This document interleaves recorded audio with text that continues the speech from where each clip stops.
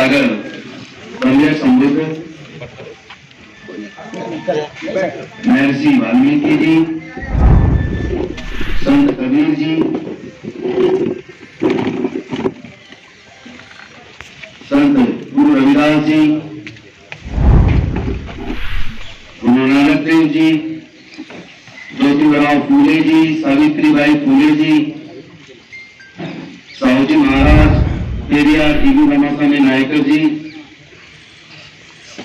Doctor Baba Saheb Ambedkar, Karpoori Thakur ji,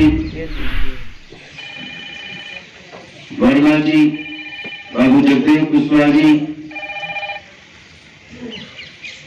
BP Maurya ji, माननीय कांसीराम साहब के चरणों में कोटि कोटि नमन करते हुए आप सभी साथियों को क्रांतिकारी जय भीम करता हूं, विनम्र नमो विदाय करता हूं।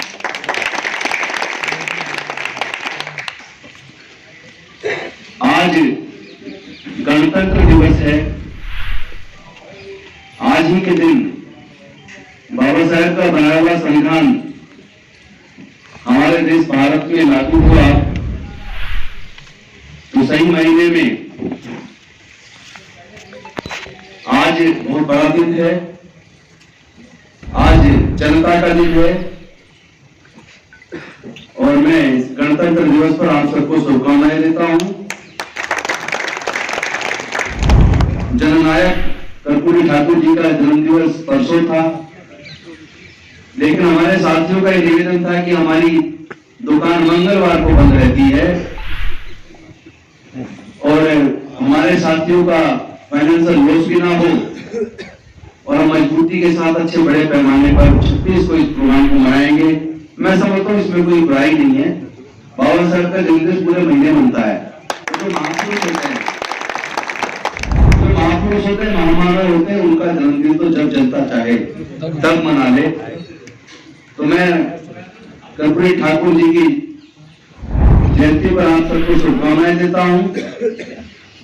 तो खुशी का दिन भी है कि आज गणतंत्र दिवस है और इसलिए भी खुशी का दिन है कि आज हम जननायक कर्पूरी ठाकुर जी, जिन्होंने बहुजनों के लिए जो आरक्षण की लड़ाई को अंजाम देने का काम पहली बार भारत में किया, साहूजी महाराज के बाद। क्योंकि साहूजी महाराज ने 1902 में भारत में आरक्षण के जनक अगर कोई है तो साहूजी महाराज है, जिन्होंने 1902 में पिछड़े वर्ग के लोगों के लिए, पिछड़े में समा जाते हैं अनुसूचित जाति जनजाति पिछड़े वर्ग के लोग, उनके लिए आरक्षण 1902 में लागू किया। और उसके बाद जो बाबा साहेब का जीवन संघर्ष चला, 1932 में सेपरेट इलेक्टोरल की मांग के खिलाफ गांधी जी के भूख हड़ताल पर बैठने के बाद जो समझौता हुआ, 24 सितंबर 1932 को पूना पैक्ट हुआ, जिसकी वजह से हमारे बहुत सारे हक और अधिकार चले गए और बदले में ये आरक्षण हमें मिला, लेकिन आधा अधूरा मिला। उसके बाद भी पिछड़े वर्ग के लोग बाबा साहेब के लंबे प्रयास के बाद छूट गए।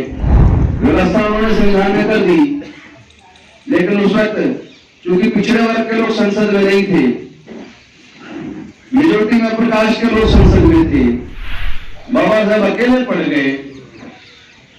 लेकिन वो लड़ाई जारी रही। पहले काका कालेलकर आयोग आया पिछड़े वर्ग को अधिकार देने के लिए, उसकी रिपोर्ट को खत्ते में डाल दिया गया। उसके बाद 77 के आसपास फिर मंडल कमीशन का गठन हुआ, उसकी रिपोर्ट आई, उसको खत्ते में डाल दिया गया। लेकिन 1988 में माननीय कांसीराम साहब ने दिल्ली की पूरी दीवारों पर रख दिया, अगर आपको याद हो तो, और दीवारों पे लिखा मंडल कमीशन लागू करो वरना कुर्सी खाली करो। 8 तारीख को देवीलाल जी की रैली होनी थी 1990 में। वीपी सिंह जी को लगा कि कहीं ये रैली सफल हो गई और सत्ता पूरी शिफ्ट हो जाएगी, तो उसको रोकने के लिए एक दिन पहले 7 अगस्त 1990 को उन्होंने मंडल कमीशन की सिफारिशों को लागू करने की घोषणा की। अगर आपको याद हो तो जिन लोगों के लिए मंडल कमीशन आया, उन लोगों को ये पता ही नहीं था कि उनके हक अधिकार के लिए लागू किया गया। वही लोग सड़कों पे आंदोलन थे जिसने अपने आप को सेल्फ इम्यूनिट किया। आपको याद होगा गोस्वामी, राजेंद्र गोस्वामी पिछड़े वर्ग से था, उसे पता ही नहीं बेवकूफ कि तेरे ही समाज के हक अधिकार का ये आंदोलन है, तुम्हारे लिए ये लागू हुआ है। और वो भी उसके खिलाफ वो सब गुजर समाज के लोग दिल्ली में यहाँ बसों को चला रहे थे या दूसरे समाज के लोग भी चला रहे थे। उनमें सबसे ज्यादा पिछड़े वर्ग के लोग थे जो इस मंडल कमीशन के खिलाफ आंदोलन था। तो उन्हें पता ही नहीं था ये उन्हीं का हक अधिकार है जो वर्षों के संघर्ष के बाद मिला है। लेकिन मुझे इस बात की तो खुशी है कि हमारा जो उपेक्षित वर्ग है, जो पिछड़ा वर्ग है, अब मैं अनुसूचित जाति जनजाति नहीं बोलूंगा, इससे बढ़ जाते हैं, पर पिछड़ा वर्ग बहुजन है, हम सब एक हैं। और इतिहास बताता है कि अगर इन पिछड़े वर्ग के लोगों के ब्लड के नमूने लेकर दुनिया के बड़ी से बड़ी लैब में जांच कर लीजिए, वैसे हो चुकी है, हरीश बेटा मुझे बता देगा। जांच अमेरिका की लैब में हो चुकी है, ये स्थापित हो चुका है कि हमारा सबका खून एक है, हमारे पूर्वज एक थे। आज जितनी खुशी का दिन है, साथ ही थोड़ा सा दुख का दिन भी हो गया है। दुख का इसलिए हो गया कि पूरे देश के मेहनतकश किसानों के हक अधिकार का जो आंदोलन था, जो सफलतापूर्वक एक सही डायरेक्शन में बढ़ रहा था, आज उसमें कुछ उपद्रवी घुसे और वो लाल किले के ऊपर चढ़ के उन्होंने तिरंगे को हटा के गेरू कलर का वहां झंडा फहराने की कोशिश की, जो बेहद शर्मनाक है। शांतिपूर्वक तरीके से एक न्यायिक मांग को लेकर जो आंदोलन चल रहा था, उसको भी बर्बाद करने की कोशिश हुई है। आप याद करो 2 अप्रैल 2018 का दिन, जब SC/ST एट्रोसिटी एक्ट को ये जिसे बात करनी है, प्लीज आप बाहर आ सकते हैं, बात कर सकते हैं, कोई नहीं रोकेगा। लेकिन थोड़ी देर या तो शांति से बैठिए या अंदर कमरे में चले जाइए, आराम से बात करो, कोई रोक लेगा नहीं। आपके घर आपका बंगला है, अंदर मेरे घर में चले उधर। तो आज एक तरफ एक आंदोलन को ठेस पहुंचाने की कोशिश की गई है, जो एक न्यायिक आंदोलन था, जायज मांगों को लड़ा जा रहा है। तो बहुत लोगों को यही नहीं पता है कि आंदोलन है क्या, कौन से वो किसी से संबंधित कानून है, ये भी लोगों को नहीं पता। आपको मैं आज बताता हूं, बहुत सारे लोगों को पता है, जिनको नहीं पता उनको पता चल जाएगा। पहला किसी से संबंधित जो कानून वो ये है कि पहले जमाखोरी एक सीमा से ज्यादा अवैध थी। अगर कोई सीमा से ज्यादा जमाखोरी करता था अनाज की, दाल की, तेल की, यानी जो एसेंशियल जो कमोडिटीज कहते हैं, उसके तहत जो एसेंशियल चीजें हैं लोगों की जरूरत की, उनको इस सीमा से ज्यादा जमाखोरी नहीं की जा सकती थी। अगर कोई करता तो उस पर मुकदमा बनता, वो जेल जाता। हमारे अपने देश की सरकार ने, हमारे अपने प्रधानमंत्री ने पूरे जनता के विरुद्ध जाकर संसद में पूरी चर्चा कराए बिना विपक्ष के मत विभाजन की मांग को ठुकराते हुए जोर जबरदस्ती से यह कृषि का कानून पास कर दिया कि अब जमाखोरी जितनी चाहे बड़े बड़े पूंजीपति जितनी मर्जी करें, कोई रोक टोक नहीं है। और उसमें एक क्लोज डाल दिया, जब तक 1 साल के अंदर उसकी कीमत डबल ना हो जाए तब तक सरकार उसमें हस्तक्षेप नहीं करेगी। यानी अगर आपको अनाज 20 रुपए किलो मिल रहा है और ये बड़े बड़े पूंजीपति ने जो बड़े बड़े गोडाउन बना लिए हैं, जब वो किसान से उस अनाज को अपने गोडाउन में भर लेंगे, जनता को उसकी जरूरत होगी, मार्केट में मिलेगा नहीं, और जमाखोरी को कानूनी दर्जा मिल गया। जब त्राईमान मचेगा उसके बाद वो बड़े बड़े पूंजीपति उसके अनाज को बाहर निकालेंगे और जो 20 रुपए मिलता था उसको 100 रुपए किलो मिलेगी। उसमें उन्होंने तय कर दिया सरकार तब तक हस्तक्षेप नहीं करेगी जब तक उसकी कीमत डबल ना हो जाए। यानी अगर उसने 20 रुपए आज कीमत है अनाज की मार्केट के अंदर अवेलेबल, तो जब तक वो उसको 40 रुपए ना कर दे एक साल के अंदर, तब तक उसको कोई छेड़ेगा नहीं, कोई सरकार इंटरफेयर नहीं करेगी।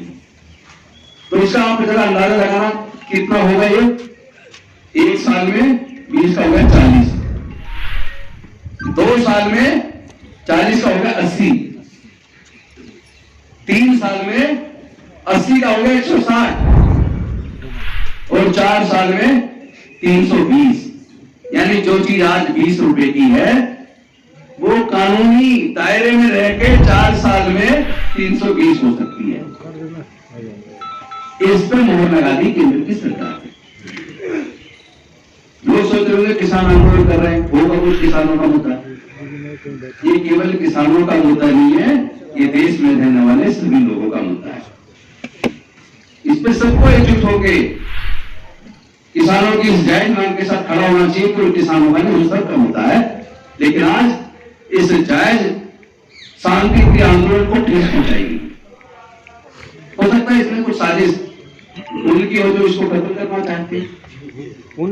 तो हमें सजग होना पड़ेगा, कौन अपना है कौन पराया है, इसकी जरा जांच करनी पड़ेगी। तो पहला कानून तो यह है कि उन्हें जमाखोरी को लीगलाइज कर दिया। दूसरा कानून यह है, जो देश के अंदर खेती होती है, अभी किसान खेती कर रहा है, अपना फसल काट के बेच देता है। अब क्या होगा, ये कॉन्ट्रैक्ट फार्मिंग का कानून लेके आए। बड़े बड़े पूंजीपति किसानों से ही खेती करवाएंगे, लेकिन कॉन्ट्रैक्ट पे।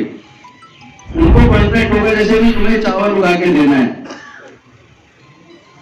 चावल किसान ने इनके कहने को उगा दिया।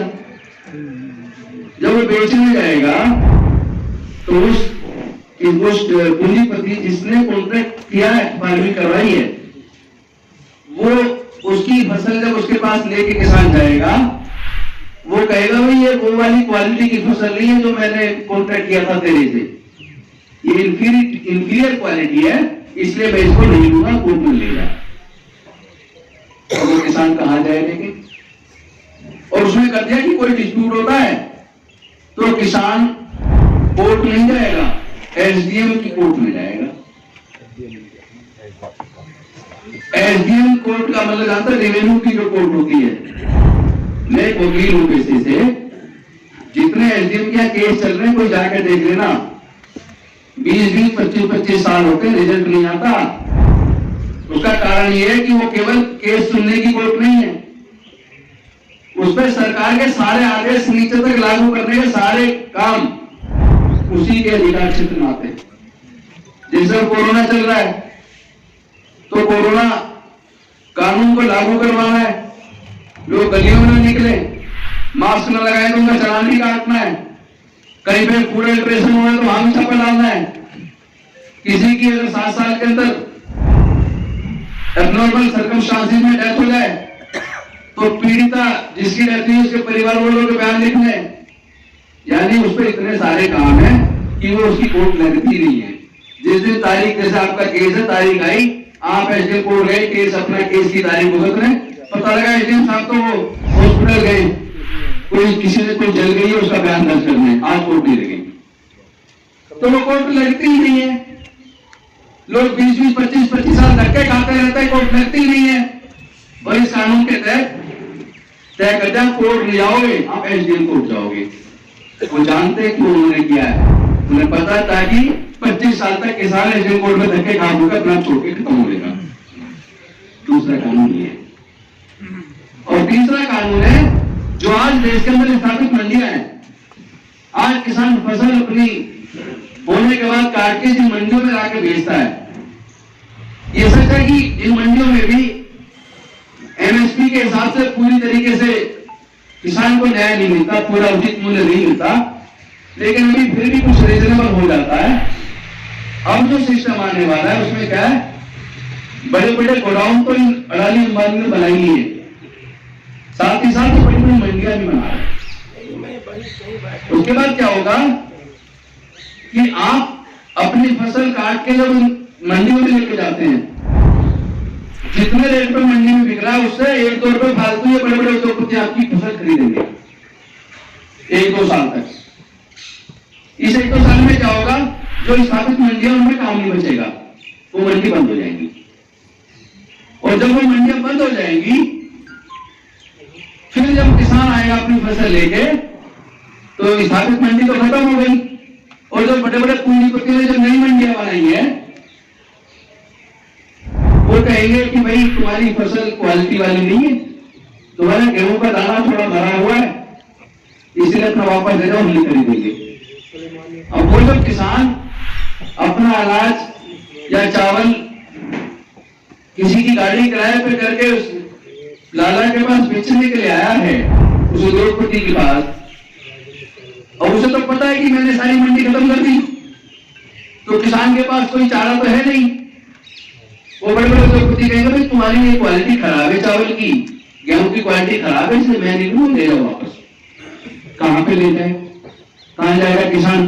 जो भी मंडियां पहले तो यहाँ बेच लेता, मंडी तो खत्म हो चुकी होंगी, फिर कहां जाएगा?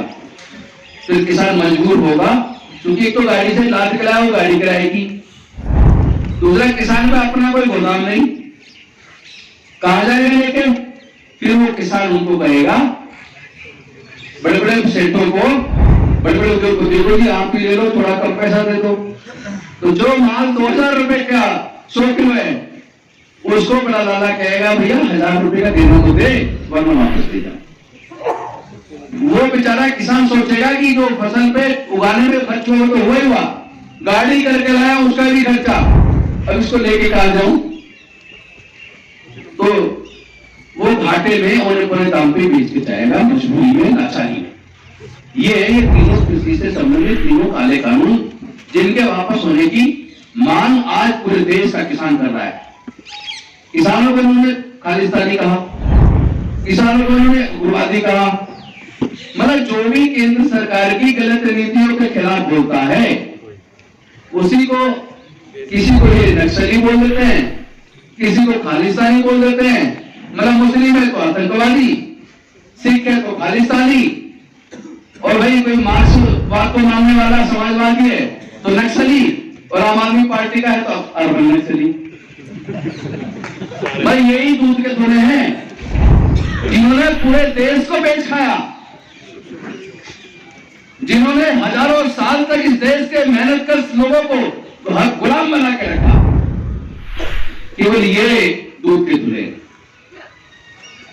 और जिनका शोषण हुआ है, उनको कभी आतंकवादी, कभी खालिस्तानी, कभी नक्सली, कभी अर्बन नक्सली। इस साजिश को समझिए दोस्तों, इस साजिश को समझिए, ये बहुत बड़ी साजिश है। और आज मैं आप सबके बीच में संकल्प लेता हूं, अब हम लोग ये अनुसूचित जाति, जनजाति, पिछड़ा वर्ग, इसको बांटने की बात नहीं करेंगे, सब बहुजन मूल्यवान। और इतिहास के किताबों को खोल के पढ़ के रिसर्च कर लेना आप लोग। मेरी बात गलत पाई जाए तो गलत काट देना। जिसका इतिहास खोल के देखोगे पता लगेगा उसी के पूर्वज बौद्ध थे। भारत एक बौद्ध में राष्ट्र था। हमारे पूर्वज जो हमारे, जब आप इतिहास को पढ़ेंगे, महापद्मनंद का जो साम्राज्य था, उसके बाद सम्राट अशोक का जो साम्राज्य था, उसके बाद हर्षवर्धन का जो साम्राज्य था, उसके बाद सम्राट कनिष्क का जो साम्राज्य था, ये पूरा बौद्धों का इतिहास है। अभी प्रोफेसर सत्येंद्र बोल रहे थे कि न्यायी नहीं है, न्यायी है, जुडिशियस है। इसका अर्थ समझिए आप,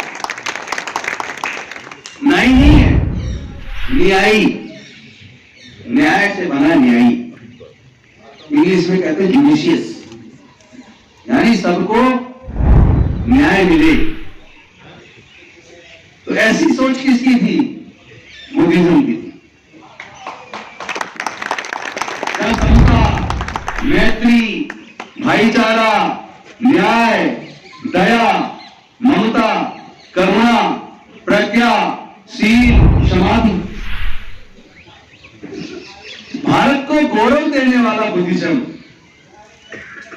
उसी बुद्धिज्म को जिसका नाम लेके विदेश में जाके बड़ा बड़ा मौका लेते हुए कहते हैं बुद्ध के देश से आए हैं और भारत में आके बुद्ध के धर्म को खत्म कर रहे। राजा भद्रथ की हत्या पुष्पमित्र सुमन ने छल कपट से करने के बाद देश के अंदर पूरे देश में वर्मा से लेके जिसे आज म्यांमार कहते हैं, वर्मा से लेके काबुल कंधार तक पूरा भारत बौद्ध था, बौद्ध राष्ट्र था। पूरे भारत में 84,000 बौद्ध स्तूप बनवाए सम्राट अशोक जी ने।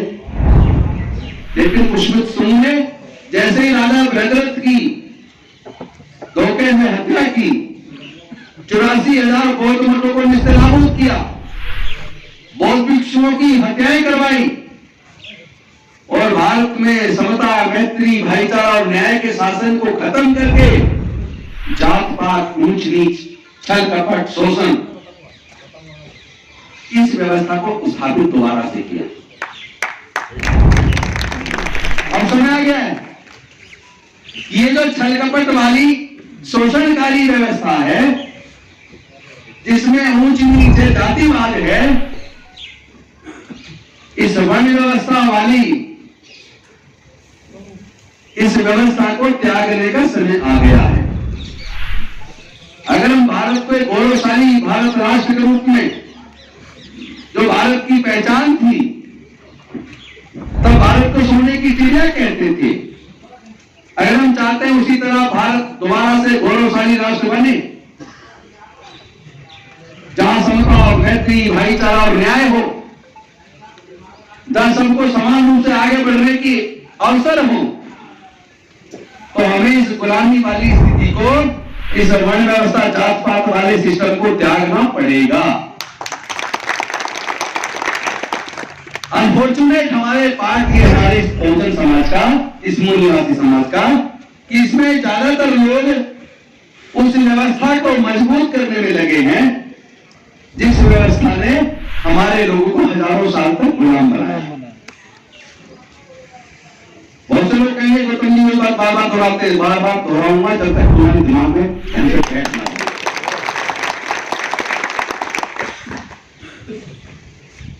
वो क्या है भाई, आप कम से कम अच्छे बुरे का पहचान तो करना सीख लो। आप उसी लाठी को तेल पिला रहे हो जो लाठी तुम्हारे सर को फोड़ रही है, खून बह रहा है, फिर उसी लाठी को तेल पिला रहे हो। फिर तुम्हारे भाई का खून बह रहा है तो उसी लाठी को तेल पिला रहे हो। भाई कब तक पिलाओगे इस लाठी को तेल जो तुम्हारे खून को लगातार चूस रही है, जो तुम्हारे भाइयों की हत्या कर रही है, जो तुम्हारी बहनों की इज्जत टूट रही है? ऐसी लाठी को कब तक तेल पिलाओगे? ऐसी व्यवस्था को पोषने का काम कब तक करोगे जो व्यवस्था तुम्हें गुलाम बनाती है, जो व्यवस्था किसी को ऊंच और किसी को नीच बनाती है? कब तक ऐसी व्यवस्था को ताकत दोगे? अब समय आ गया इस व्यवस्था को त्यागने का। अब समय आ गया अपने पूर्वजों की उसी संस्कृति को, उसी सांस्कृतिक विरासत में वापस लौटने का जो हमारे पूर्वज थे, ताकि कम से कम हम अपने बुजुर्गों की आंख में आंख मिला के जब कभी बाबा साहेब की फोटो के सामने खड़े हों, जब कभी कर्पूरी ठाकुर जी की आंखों के सामने खड़े हों, जब कभी सम्राट अशोक जी के फोटो के सामने खड़े हों, जब महात्मा जी की फोटो के सामने खड़े हों, जब तथागत बुद्ध की फोटो के सामने खड़े हों, तो आंख में आंख मिलाकर ये तो कह सकें, ये हमें गर्व है कि वापस हम अपने बुजुर्गों के में आ गए। वरना सोचो इससे ज्यादा बुरी स्थिति कोई हो नहीं सकती कि आप दूसरे के बाप को तो बाप कह रहे हो और अपने बाप को इज्जत नहीं दे रहे।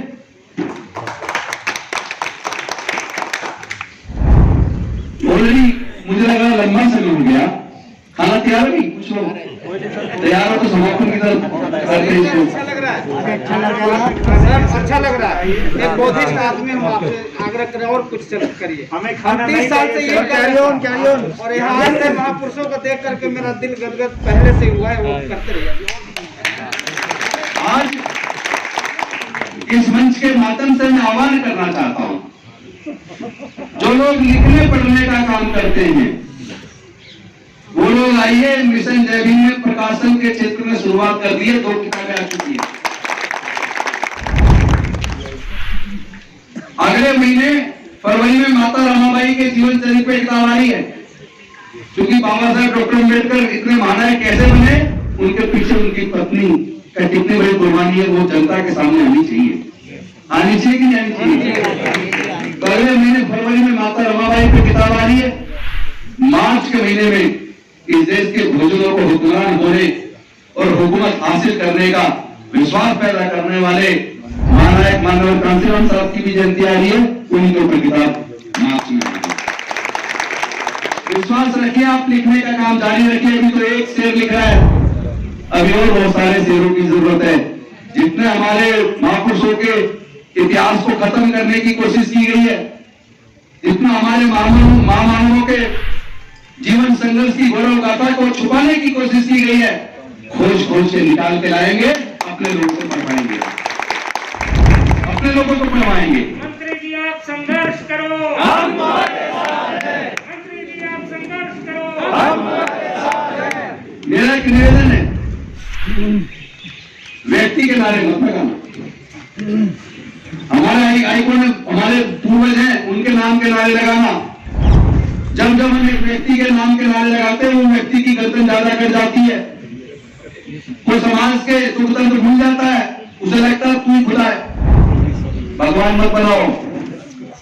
तथागत बुद्ध हमारे महामानव हैं, हमारे गुरुज जिन्होंने एक ऐसा मार्ग दिया जहां सबको दुखों से कष्टों से मुक्ति का मार्ग दिया, तो हम लोग उनकी जय जयकार करें, हम लोग बाबा साहेब की जय जयकार करें, अपने महापुरुषों की जय जयकार करें।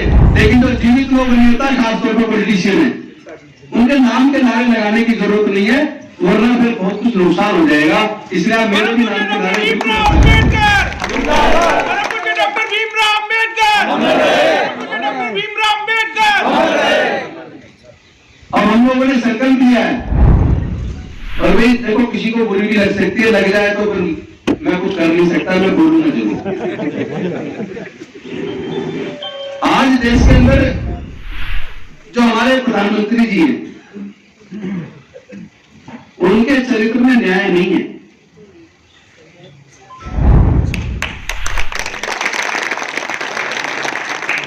उनके फैसलों में न्याय नहीं है, उनके भाषणों में सत्यता नहीं है। आप उनके पिछले 6 साल के भाषण सुन लें और जो उन्होंने देश के अंदर काम किए हैं वो देख लें, तो आपको पता लगेगा जो वो बोलते हैं हमेशा उसके विपरीत काम कर रहे हैं। वो कहते हैं 70 साल में कुछ नहीं हुआ, मैंने देश को कहां से कहां पहुंचा दिया। सही कह रहे हो आप, मोदी जी सही कहते हैं। पहले देश की मोबाइल और टेलीफोन की कंपनी एमटीएनएल, बीएसएनएल थी, उन्होंने जियो का ऐड करके जियो को स्थापित कर दिया और सरकारी कंपनी को बर्बाद कर दिया। वो कहते थे मैं रेलवे पे चाय बेचता था, मेरे से ज्यादा रेलवे को कोई प्यार नहीं कर सकता। और जो लोग ये कहते हैं कि रेलवे बिक रहा, वो गप मार रहे, झूठ बोल रहे, ये भाषण आपने उनका सुना होगा। लेकिन आज सबके सामने उन्होंने रेलवे को बेच दिया। उन्होंने अहमदाबाद के सरदार वल्लभ भाई पटेल एयरपोर्ट को अडानी को बेच दिया। अडानी ने नाम हटा के अडानी एयरपोर्ट कर दिया। बहुत बड़ा आंदोलन हुआ तो नाम तो मिटा के दोबारा लिख दिया, लेकिन मालिक तो अडानी हो गया। लखनऊ एयरपोर्ट को अडानी को दे दिया। और भी देश के एयरपोर्ट और रेलवे बहुत सारी ट्रेन भी अडानी की आ गई। तो या तो अंबानी बढ़ रहा है या अडानी बढ़ रहा है और देश की अर्थव्यवस्था डूब रही है। तो एक ऐसा प्रधानमंत्री है भाई जो देश की अर्थव्यवस्था को तो डुबा रहा है, लेकिन अपने दोस्त अडानी और अंबानी की अर्थव्यवस्था को मजबूत कर रहा है। ऐसा व्यक्ति कभी देश का प्यार करने वाला तो हो नहीं सकता। वो तो अपने पूंजीपति दोस्तों से प्यार करता है, उन्हीं की कंपनियों का प्रचार करता है, उन्हीं की कंपनियों का ऐड करता है और सरकारी संस्थान जो देश को नवरत्न कंपनियां हुआ करती थी उन सबको बर्बाद कर रहा है। जो कंपनी हजारों करोड़ हर साल भारत सरकार को देती थी, नवरत्न कंपनियां जहां पर तनख्वाहें की एम्प्लॉइज की बहुत ज्यादा होती थी, आज उस ओएनजीसी को भी नेगेटिव प्रोफाइल में भेज दिया है। तो अब अच्छा बुरा आपने सोचना भाई। एक तरफ ऐसे प्रधानमंत्री या ऐसे मुख्यमंत्री हैं जहां पे सरकारी स्कूल से पढ़ के बच्चों का कोई भविष्य नहीं है, जहां पे सरकारी अस्पतालों में लोगों के लिए अच्छे इलाज की व्यवस्था नहीं है, और एक तरफ इसे ये मत सोचना राजनीति करने आम आदमी पार्टी में इसलिए बोल रहे हैं। आप दिल्ली के सरकारी स्कूलों में खुद जाके देख ले कितना सुधार हुआ है। तो जो लोग शिक्षा के स्तर को सुधार के गरीब से गरीब के बच्चे को अपना भविष्य अच्छा बनाने के लिए सरकारी शिक्षा के स्तर को जिन्होंने बेहतरीन कर दिया, जिन्होंने जय भीम मुख्यमंत्री प्रतिभा विकास योजना लागू करके गरीब से गरीब के बच्चे को डॉक्टर, इंजीनियर, जज, आईएएस, आईपीएस बनने का मौका दे दिया कोचिंग कराकर, जिन्होंने 4 लेयर का हेल्थ सिस्टम डेवलप किया, नीचे मोहल्ला क्लिनिक, फिर पॉली क्लिनिक, फिर हॉस्पिटल, फिर सुपर स्पेशलिटी हॉस्पिटल, जिन लोगों ने कुछ करके दिखाया है, मैं समझता हूं आज देश को ऐसे लोगों को आगे बढ़ाने की जरूरत है। और जो लोग देश को नीचा दिखा रहे हैं, जो लोग देश को कमजोर कर रहे हैं, जो देश की अर्थव्यवस्था को बर्बाद कर रहे हैं, जो देश को जाति और धर्म के नाम पे बांट रहे हैं, जो लोग मंदिर के नाम पे तो सैकड़ों हजारों करोड़ इकट्ठा कर सकते हैं, पर देश के स्कूलों को अच्छा बनाने पे पैसा खर्च करते जिनकी जान चुकती है, आपको जानकर ताज्जुब होगा, दिल्ली सरकार में दिल्ली का टोटल जनसंख्या लगभग 2.5 करोड़, 2.5 करोड़ से कम है, 2.40, 2 करोड़ 40 लाख के आसपास दिल्ली की जनसंख्या है। टोटल बजट 66,000 करोड़ है, उसमें से शिक्षा के ऊपर बजट 17,000 करोड़ है। और एक तरफ उत्तर प्रदेश की सरकार का देखो, टोटल बजट 5 लाख करोड़ से ज्यादा, जनसंख्या 24 करोड़ और शिक्षा का बजट वहां भी 17,000 करोड़। तो भाई शिक्षा व्यवस्था दिल्ली की अच्छी हो गई यूपी की, और यही कमोबेश हालत पूरे देश में कहीं भी चले जाओ, खास तौर पे जहां बीजेपी की सरकारें हैं या कांग्रेस की सरकारें हैं, सबसे ज्यादा शिक्षा के स्तर को गिराने का काम इन दोनों पार्टियों ने किया है। सबसे ज्यादा बड़ी बड़ी विदेशी कंपनियों को मजबूत करने का काम इन्हीं दोनों पार्टियों की सरकारों में हुआ। सबसे ज्यादा सरकारी कंपनियों को बेचने का काम इन्वेस्टमेंट मिनिस्ट्री बना के, आपको याद होगा वाजपेयी जी की समय पे एक मंत्रालय बनाया गया, अरुण शौरी जिसके मंत्री थे, डिसइन्वेस्टमेंट मिनिस्ट्री, जिसका काम ये है कि सरकारी कंपनियों को बेच के और बाहरी विदेशी मल्टीनेशनल कंपनीज को बुला लो, उन्हें बेच दो। तो इन लोगों ने देश को बर्बाद करके रख दिया। और हमारा जो बहुजन समाज जिसकी हम सुनते आ रहे थे 85, मैंने जोड़ के देखा तो 88% है, 88% पे मुट्ठी भर लोग राज कर रहे हैं, क्योंकि 88 कभी एक नहीं होता। एक कहता मैं चमार हूं, एक कहता मैं दुलार हूं, कोई कह रहा मैं कुमार हूं, कोई कह रहा मैं सलमानी हूं, कोई कह रहा मैं नाई हूं, कोई कह रहा मैं धोबी हूं, और सब लोग कहते क्या लिख रहे हैं? एक लिख रहा हूं सहारनपुर में ग्रेट चमार। अरे डूब करो भाई, इस बहुजन समाज को एकजुट करो भाई। अगर अपनी अपनी जातियों पे गर्व करोगे तो आप उसी व्यवस्था को मजबूत करोगे जो आपको गुलाम बनाती है। उसने हजारों साल तक हमारे बहुजनों को गुलाम बना के रखा, आप उसी व्यवस्था को पोषने का काम क्यों कर रहे हो भाई? इसलिए जाति तोड़ो, जाति तोड़ो, जाति तोड़ो। अब समय आ गया है, जब हमें पता लग गया हमारा सबका खून एक है, हम बहुजन सब एक हैं, हमारे पूर्वज एक थे, हमारे पूर्वज बौद्ध थे, तो अपने पूर्वजों की सांस्कृतिक विरासत पूरी जिंदगी वापस जाएंगे और रोटी बेटी का रिश्ता करके अपनी छोटी छोटी जातियों को भी खत्म करेंगे। यही संकल्प है, यही संकल्प और इसी संकल्प के साथ मैं अपनी वाणी को विराम देता हूं। आप सब लोग अपने इस बंगले पर, अपने इस ऑफिस पर अपना घर समझ के आते हैं, ये देख के मुझे बहुत खुशी होती है। मैं आपका बहुत बहुत आभारी हूँ, बहुत बहुत धन्यवाद। जय हिंद, जय भारत, जय भारत।